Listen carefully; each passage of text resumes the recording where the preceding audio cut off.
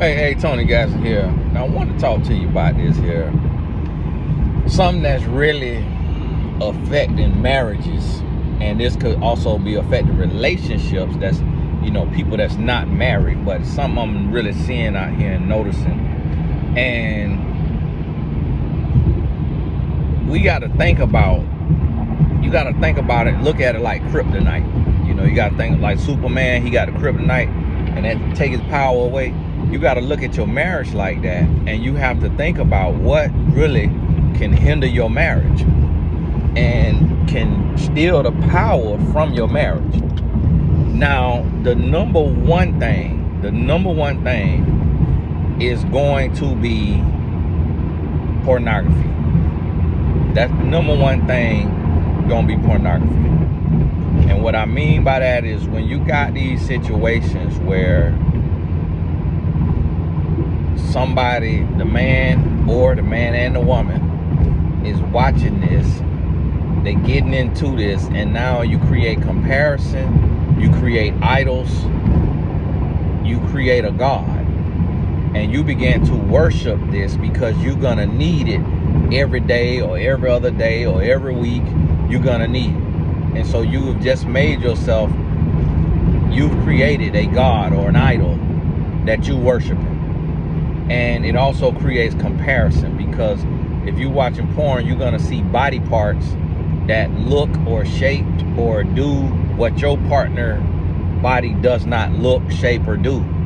So for a woman watching it, she gonna see men who thing is bigger than her man thing, and she gonna have the illusion that that thing on that man will feel better to her and please her more than her man. And so she naturally gonna look down on her man like, man, you ain't got enough to please me. And with a man watching it, he gonna look at this woman and he gonna say, man, she got a flat stomach, and they ain't got to be lifting no fupa, to be working around no fupa. It's just her stomach flat, stomach ain't in the way. And man, she ain't got no stretch marks. And man, skin so tight. Or man, her thing ain't got no ingrown hairs, or ain't got no, it might be shaped different, might look different. And then he can't smell her. So he can't smell nothing. So now he gonna be looking down on his woman, because he like, man, got a little hint on you. Ooh, little musk in here. And it just could all be in his head. But that right there is gonna kill you. Now the second thing is masturbation. Because it's different, because some people don't watch porn, but they masturbate. And it might be just doing something, it might be in their head, it might be a picture, it might be whatever. But the thing about it is when you give sexual energy to your hand or to a toy, now that sexual energy, that's a withdrawal from you. That's a withdrawal from you, and it's a deposit into a spirit, a sadistic spirit. So now you've done a withdrawal and you feel emptier. You've been empty. That sexual energy is gone. And the thing about it is, the reason why masturbation is a killer is because it's spontaneous, it's instantaneous, it's all of the anuses. And what I mean by that is, when you want to, typically what I found being a married man is that when my wife wants to be intimate, I don't feel like it. And I have to muster the energy and just get in the mindset to be intimate. And then when I want to be intimate, she don't feel like it. And a man and a woman is very different. A woman hormones is just something to behold of its own. And we could do a lifelong study on a woman's hormones and still not fully understand it. And a man probably got some hormones too, but men don't really change as much, but women go through a lot of different stuff, like menopause, like they say, men on pause.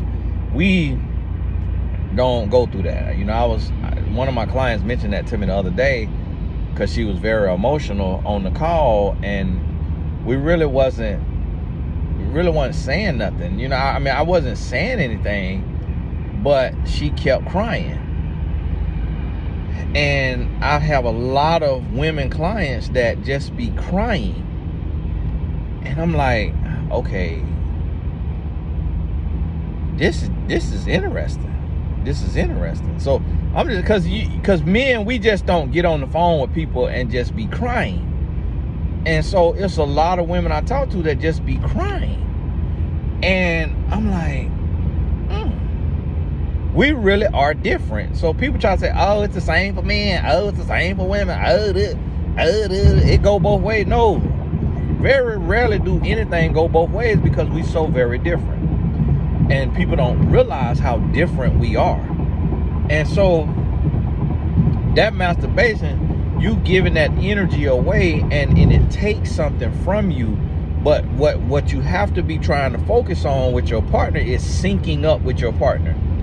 Syncing up with your partner so that both of you can enjoy the intimacy, and both of you can get rested, get centered, and have like an idea, a plan, and a mindset. And so what I would do and what I recommend is, if you feeling a certain way, like if you want to be intimate, tell your partner on text message or on the phone early, or like hours before, and have a plan for it. Because sometimes that spontaneous stuff don't work. When you got a life, you got schedule, you got work, especially if you got kids, that spontaneous stuff don't work. And me being a considerate husband, and this is something that husbands need to think about, is you don't want to be depositing into your wife, and then right before she finna walk out the door, and then she out at work or at Bible study and her drawers wet because she leaking from y'all intimacy. Y'all forgive me. Y'all, this ain't for the kids now. Turn this off, because some of y'all listen to this with the kids. Ooh! Talking about something else today. Close your ears. This one ain't for you. And so I think about that as a husband. My wife made me think about it. She brought it up to me years ago. And I'm like, man, you know, I never thought about that. Because again, humans, we selfish. I just never thought about it. I'm like, man, you know what? You're right. Because, you know, that makes sense. And so, had to think about that. But if you got a plan, now you know, okay, hey, get your mind right now. Get your mind right. You're finna get wore out. So, have your mind right. Be ready. And I don't want to hear all this, oh, got a headache, got a stomach ache, all right. Okay, I done told you should have took a Excedrin. You ain't take no Excedrin, so you're gonna have another headache. And so this is the thing that we have to be real about. Now the third thing that's gonna, and I'm just making these up, I'm driving, but I'm just going off the top of my head, you know, just speaking from knowledge and experience. The third thing is gonna be, we'll call it gossip, telling business. What I mean by this is, when you don't treat your relationship like a house, and you go and you tell your friend or you tell your family member about your spouse, and you griping and complaining, you ruining your relationship. Because the only person you should take your business to is to a professional. And if you can't afford a professional, then you need to go to God. God is not a person though. And what God gonna direct you to is his word, which you gonna, Ephesians 5 gonna handle a lot. Corinthians 13, even though I think that's not just, I don't think Corinthians 13 is talking about a relationship, because you'll be dead with that kind of love in a relationship. I think it's talking about like person to person and like the way Christ loved us and what love is supposed to represent. But you can apply it to your relationship if you want to, but it doesn't specify. It's just talking about love. But in Ephesians 5, it's specific, talking about a man and a woman, husband and wife. So whereas Corinthians 13 does not say husband and wife. And I read Corinthians 13 different because I read it from the perspective of a former abuser. So being a former abuser, if my woman read that Corinthians 13, she in prison because of what it's telling her. So that's why I think it's talking about the love of Christ for the church and how his love endures. But a relationship, the love in a relationship is conditional, because even the Bible says you can divorce for infidelity. So that means it's a conditional love. So that's why we got to realize Corinthians 13 could be taken out of context by an abuser, because it basically say no matter what go on, you can't leave. So somebody going upside your head every day, if you read Corinthians 13, you're gonna think you can't leave. But God know your heart and what you're going through, and he never intended for you to be abused.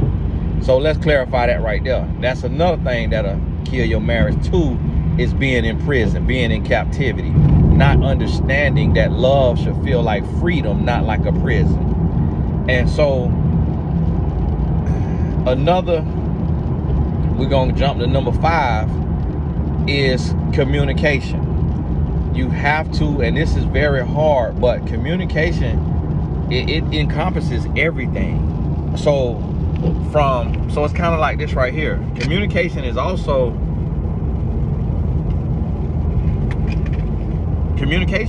teaching your spouse how to hit your spot. What I mean by that is you talking and say, hey, this is how my body is, this is how my body works, this is how I feel, you know, do this. And that's a hard conversation, because we don't, and sometimes people can't receive stuff like that. People don't want to feel like they're being taught, you know, but that is communication. So what'll happen is a couple will be unhappy with their sexual chemistry, and because they did not learn how to communicate as a child, because their mom or dad did not talk to them about sex, about life, about whatever, they are accustomed to just internalizing their feelings and then finding an outlet that is a vice, that may be a vice. So the man or woman may be unhappy with what's going on sexually, and then they turn to pornography or masturbation as an outlet, as a release, when had they communicated, they would have much rather that experience be with somebody that they are gonna love or supposed to love for the rest of their life. Think about it. It's like, would you rather have your partner know how to do what that toy is doing or what your hand is doing? Now this is somebody that love you and you love them. That connection is next level. But a lot of times when we don't communicate, we don't think about that. And so by not thinking about that, it sets us up for failure. And this is what you have to realize. Sorry, I got a call coming in. Hopefully things still look like it's still counting. I'm trying to look at my directions here now.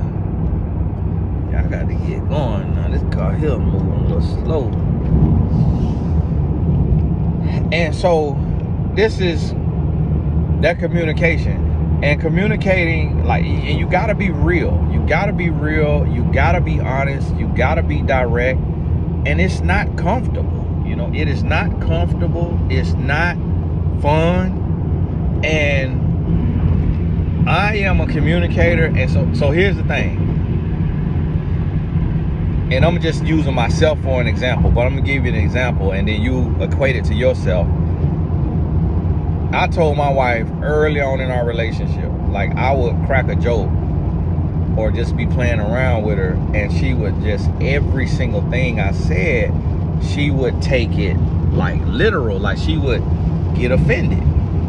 And she was just like a baby, you know. She was she's still very sensitive. I mean, we all sensitive, but I could take a joke. Like, she clowned me all the time. She clowned my hairline, she clowned my booty cheeks, because she said I got like a bubble butt, you know. She say I got gymnast thighs. You know how gymnasts have like little thick muscular thighs.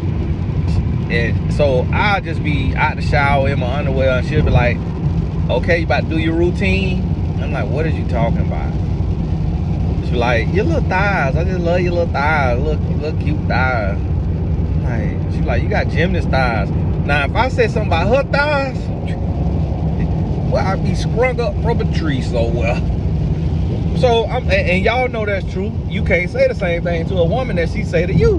But early on, I remember my mom and dad, they had this like little banter, this friendly banter. And my mama, she started to put on some weight. And I remember one time she was sitting on my daddy thigh. And my dad was like, hey, girl, get off my leg before you be done broke my leg. Girl, you gonna be done broke my leg. And she just doubled over laughing. Ah, ooh, you crazy. Hush. And she was putting on weight, but she was happy about it. Like, she was feeling good. Now, with my wife, I think I tried to use that same joke, and she was not. My wife didn't have no weight on her, really. She wasn't, she wasn't heavy at all. And so I tried to use that same little joke. What did you just say? And so she would just get upset about every little thing. And I remember telling her, I say, listen, I want to be able to joke with my wife. I want to be able to play around with my wife, but you too sensitive. Like, you sensitive about every little thing. Anything you sensitive about. If I say, why the car smell like weed? I don't smoke. But it was her steering wheel cover. It smelled weird to me, and I didn't know what it was. But she would just get offended by anything I say. And so I say, listen, you're gonna have to get a thicker skin, and you're gonna have to get out that your daddy hurt, your daddy wounds. And you know, that's a touchy subject, because her dad wasn't he didn't raise her. You know, she would just be with on summers and stuff. And he was very critical of her. And he always made her feel like she wasn't good enough. And so that affected her in her life. And she made me pay the price for him. And I'm like, no, that ain't gonna fly. You gonna have to heal. And so that's what I mean by communication. Whereas I could have not said that and not expressed what I need from a spouse as far as our communication or our relationship, and I could have resented her, kept sleeping with her, resented her for that, married her, and then went to a female best friend, went to another woman and talked to her and joked with her and laughed with her and banter back and forth with her, and now her and I are falling in love through that banter. And now I'm more affectionate, or in my mind affectionate towards this woman friend than I am to my own spouse. And how many relationships have you seen that happening in, or heard about that happen all the time? So we don't communicate, we ruminate, and then we go defecate into another sophisticate. And so now the relationship begins to deteriorate. Y'all forgive me, just linguistic, And so this is what you have to understand. have to start, you got to identify, man, is this behavior healthy or toxic? Is this helping? Will this help a relationship, or will this hurt a relationship? And you got to be honest. You got to be real. You got to be honest. And so that right there, that gossip, that gossip, and then not communicating with your partner. And so, and my wife, I don't know what it means, but she has gotten very great. If I express something that I need, she said, okay, gotcha. She's like, okay, gotcha. You know, cool. And I'm like, all right, that was easy. I thought I was gonna have to keep going. And you got to evaluate your relationship, and you got to see what you need to do. This my son's teammate dad in front of me. He's driving his son's car. I'm in my wife's car, and my check engine light on, but like a typical black person, go drive it anyway. I might not have the time, I might not have the money to get in there with y'all, but hey, if it's riding, it's gonna ride. Now, they're hoping they don't put me down on this here road, and I'm out here shooting videos. Now it's raining, the rain coming on down, the rain starting to come on down, so I can't look at the camera at all, except for the check this time. So I gave you 5 or 6 things that ruin a marriage, and I want you to kind of think on this and expound upon this, and think about some of the other things that will ruin a marriage. And the things like, you know, putting other people before your spouse. So some men put their mom before their wife, and some women put their children before their husband, or may put, typically a woman put her children before her husband, but a lot of times a man will put his wife, his mom or his sibling or his friend before his wife. A lot of times a man will put almost anything before his wife, but a lot of women, it's typically going to be the child, and then sometimes it'll be a parent that a woman will put before her husband. And you got to be mindful of this stuff, because when you marry, your spouse come first. Nothing and nobody come before your spouse. Your spouse comes first, and your household eat first. So you might take care of your mama, you might take care of your, you know, nieces, nephews, or whoever, but your house eat first. And if things get tight, them other people, they got to suffer before your house suffer. And that's a mistake I used to make early on. Like, I would be flat broke, and I would go into the negative. Literally go to the bank. That's when Wachovia was in business.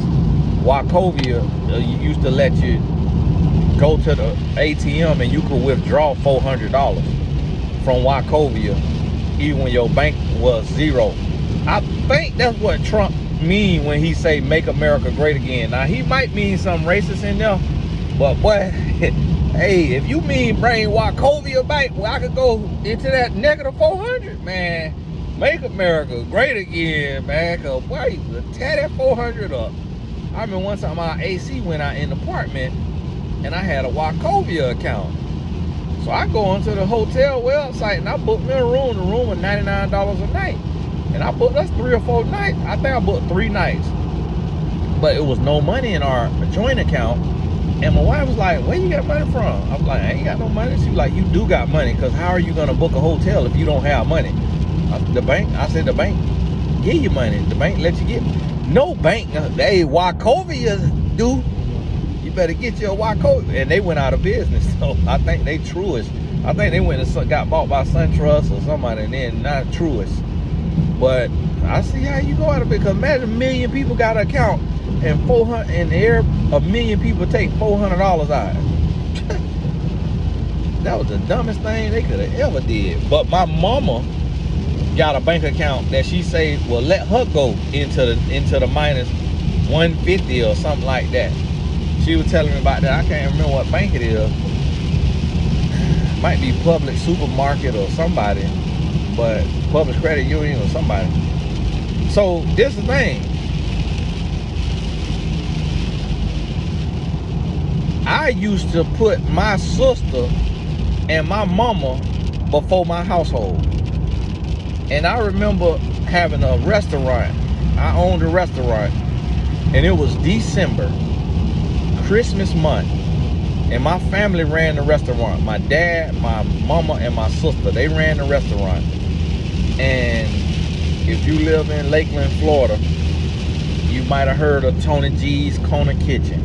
And it was Tony G's Corner Kitchen, and my daddy wanted to do soul food. That was his idea. He wanted to do soul food every day.